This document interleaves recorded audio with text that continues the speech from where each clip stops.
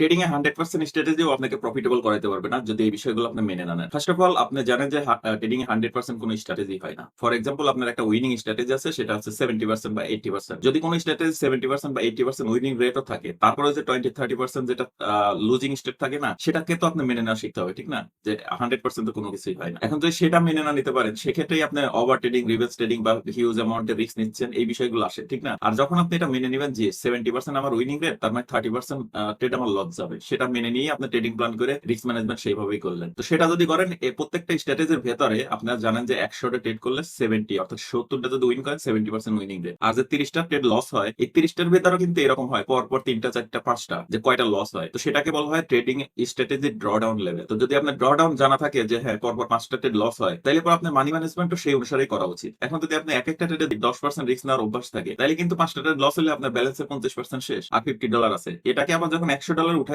নিতে যাবেন, তখন কিন্তু আপনার 100% প্রফিট করতে হবে। তো যাই হোক, রিয়েলিটিটা মেনে নিয়ে রিস্কটা কন্ট্রোল করে তারপর আপনাদের ট্রেডিং করা উচিত। এটা যদি না করতে পারেন, আপনার স্ট্র্যাটেজি যতই প্রফিটেবল স্ট্র্যাটেজি থাক, আপনি এটা ফলো করতে পারবেন না।